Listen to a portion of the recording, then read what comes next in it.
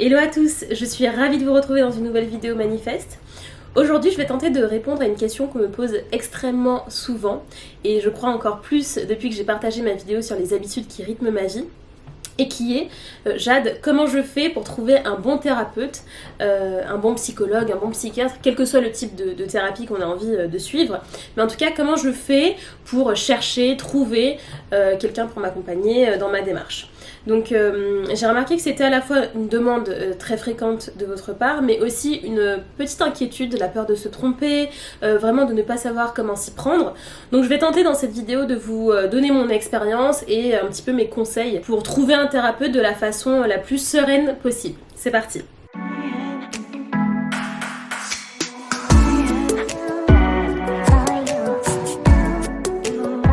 Alors je vais catégoriser un petit peu mes conseils dans deux grands domaines. Ça va être vraiment les éléments concrets à prendre en compte selon moi, en tout cas les questions qu'on peut se poser vraiment de l'ordre du concret, et puis tout ce qui va plutôt relever de l'intuition, de ce qu'on ressent au contact de quelqu'un.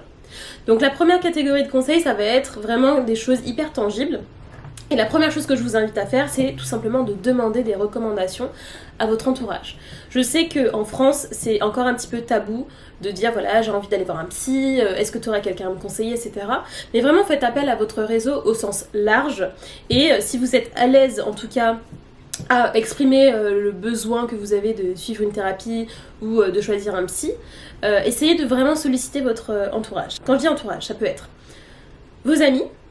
Voilà. Si vous savez que dans votre entourage amical, il y a des personnes qui sont suivies par un thérapeute, n'hésitez pas à leur demander le contact du leur. Ça peut être aussi votre entourage, disons, professionnel. Est-ce que ça va être des clients, des prestataires avec qui vous avez vraiment un bon feeling, des collègues avec qui vous avez noué des relations privilégiées. Vous pouvez leur glisser un petit mot et leur poser la question, évidemment si vous êtes confortable avec ça. Troisième réseau, peut-être un peu plus lointain, je vous donne un exemple. Si dans votre entourage il y a quelqu'un, par exemple dont la mère ou le père est médecin, vous pouvez leur demander est-ce que voilà, ils auraient quelqu'un à vous recommander? Parce que généralement, quand on est dans des professions médicales ou paramédicales, kiné, ostéo, médecin, infirmier, etc., ils ont tendance quand même à avoir des contacts dans ces milieux-là et donc ils sont plus enclins à pouvoir vous recommander des personnes compétentes, ou en tout cas qu'ils connaissent. Donc ça peut être vraiment un élément qui va venir vous aider. Et enfin, dernier cercle entre guillemets à solliciter, c'est tout simplement votre médecin traitant. Demandez à votre médecin traitant si il a un bon psychologue ou un bon psychiatre à vous conseiller. Et déjà là, vous aurez un vivier de recommandations, d'informations au sein duquel vous allez pouvoir aller piocher pour choisir votre thérapeute. Deuxième élément selon moi à prendre en compte quand on cherche un thérapeute, ça va être tout simplement sa localisation géographique. Évidemment, si vous avez trouvé un thérapeute excellent, avec qui vous avez un excellent feeling, et que ça vous dérange pas de faire 2 heures de voiture pour aller le voir parce que tellement vous y êtes attaché, vous trouvez que ça vaut le coup, super.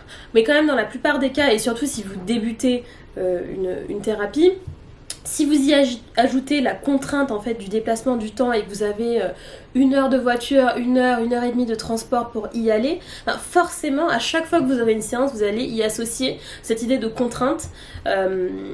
Et je pense, surtout si vous habitez dans une ville avec les bouchons, etc., je pense que d'y associer une contrainte, d'y associer du stress, d'y associer la peur d'être en retard, etc., ça va venir en fait parasiter ce moment qui est mine de rien un moment que vous consacrez à vous, à votre santé mentale, à votre bien-être. Donc si possible, essayez de privilégier un thérapeute qui est, disons à 30-45 minutes de votre lieu de résidence ou de travail. Et dans l'idéal, si vous trouvez un bon thérapeute qui vous correspond à 15 minutes à pied de chez vous, encore mieux. Donc voilà, faites attention à ça. Troisième élément à prendre en compte, c'est est-ce que vous allez vous diriger vers un psychologue ou vers un psychiatre. Alors dans les deux cas, vous allez suivre une psychothérapie, si c'est ce que vous voulez faire. Bon, le psychiatre, lui, est médecin. Donc si par exemple vous êtes dans une phase dépressive ou que vous avez un trauma particulier, le psychiatre, qui lui est médecin, sera en mesure de vous prescrire des médicaments, par exemple. Et donc pourra faire en fait cette approche, au-delà de la thérapie, au-delà de l'approche thérapeutique, pourra également avoir cette approche médicale. Maintenant, sur une thérapie classique sans médicaments, les deux sont possibles.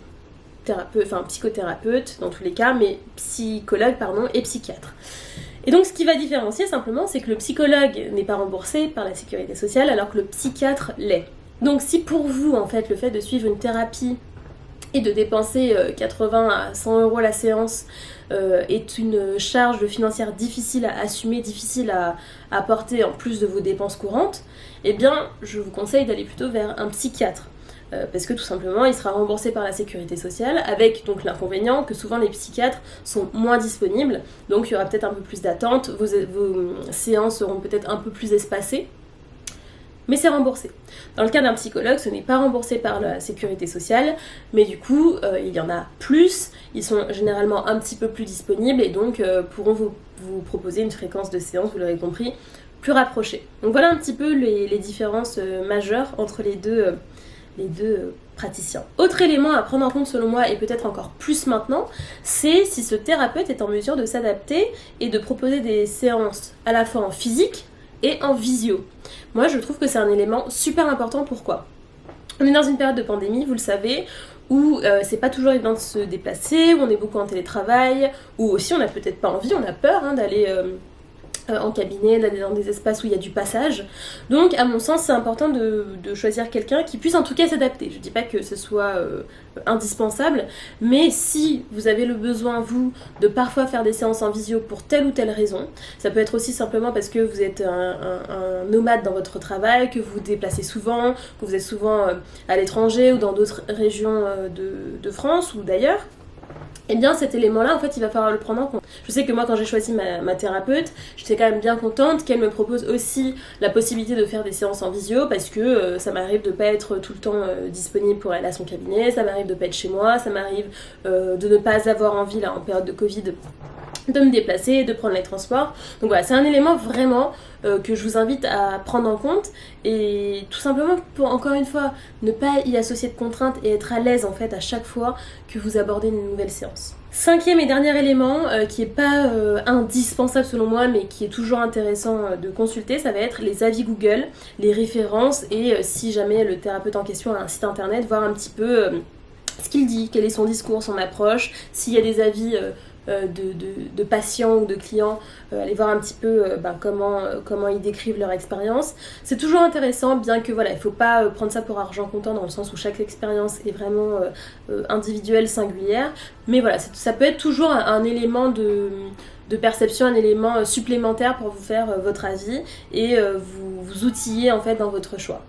Ensuite, il y a toute une autre catégorie d'éléments un petit peu plus intuitifs à prendre en compte. Ça va être déjà, est-ce que vous préférez, a priori, un thérapeute homme ou femme ? Et l'idée, c'est pas de choisir comme ça, ah non, moi je veux que ce soit une femme, je regarde uniquement les thérapeutes femmes dans mon quartier. Non. En revanche, ça peut être déjà un bon élément en fait pour vous questionner.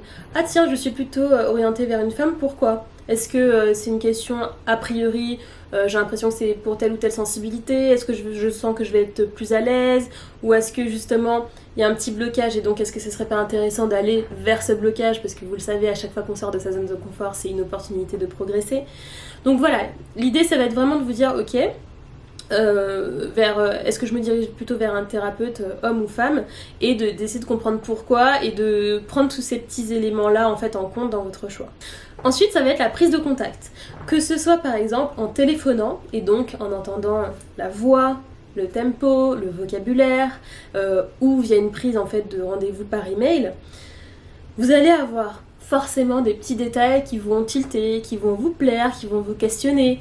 Et donc je vous invite pareil, non pas à prendre des décisions fermes et définitives par rapport à ces éléments-là, mais à voir en fait ce que ça vous crée, est-ce que ça vous plaît, est-ce que ça vous inhibe, est-ce que ça vous questionne, et en fait tout simplement d'écouter un petit peu votre intuition vis-à-vis de ça, vis-à-vis de cette communication qui se met en place quand on prend un rendez-vous, quand on appelle, quand on échange avec le thérapeute. Je pense que c'est important de prendre ça en compte. Et enfin, dernier élément, ça va être tout simplement d'y aller, c'est-à-dire, bon voilà, une fois que vous avez fait votre travail de recherche avec tel ou tel critère, disons, allez-y, prenez une première séance, lâchez prise, c'est-à-dire qu'à partir du moment où vous avez pris la décision d'y aller et de faire cette première séance, lâchez prise, vivez le moment à 100%. Ça vous plaît, super, booker une deuxième séance, puis une troisième, et puis c'est parti pour la belle aventure de la thérapie. Et si, à l'inverse, ça s'est pas bien passé pour X ou Y raison, eh bien, aucun problème, vous changez en fait. Vous prenez un nouveau rendez-vous avec quelqu'un d'autre, et de nouveau, eh ben, vous réessayez, vous retentez, vous lâchez prise de nouveau, vous donnez tout, et voilà. Et petit à petit, les choses vont se mettre en place, mais en tout cas, ce que je veux dire, c'est qu'il ne faut pas hésiter à sauter dans le bain, disons, à y aller, à se mettre à nu, à se montrer vulnérable. Ça marche super du premier coup, ça marche pas du premier coup, faut changer la personne où vous vous dites ah non, franchement ça m'a pas plu, il a rien compris, etc. Et ben ok, vous prenez un autre rendez-vous, vous changez, vous réessayez et vous finirez par trouver la personne qui vous convient. Pour ma part, et si ça peut vous encourager, c'était du premier coup la bonne personne. Ou en tout cas la personne, il n'y a pas de bon ou mauvais, mais en tout cas la personne qui me correspondait et avec laquelle j'ai choisi de partir sur un temps long. Mais voilà, en tout cas n'hésitez pas et ne vous sentez pas enfermé, dépendant, coincé dans une situation parce que ce n'est pas le cas, vous êtes libre de votre choix. Voilà pour mes conseils quant à comment trouver un bon thérapeute, un bon psychologue ou un bon psychiatre. J'espère que cette vidéo vous aurait été utile, vraiment, c'était l'objectif. Écoutez, voilà, moi je vous dis à bientôt dans une nouvelle vidéo manifeste. N'hésitez pas à liker cette vidéo si elle vous a plu, à vous abonner à la chaîne. C'est vraiment la meilleure façon de soutenir le travail qui est fait ici. Et puis écoutez, prenez soin de vous et puis moi je vous dis à bientôt dans une prochaine vidéo.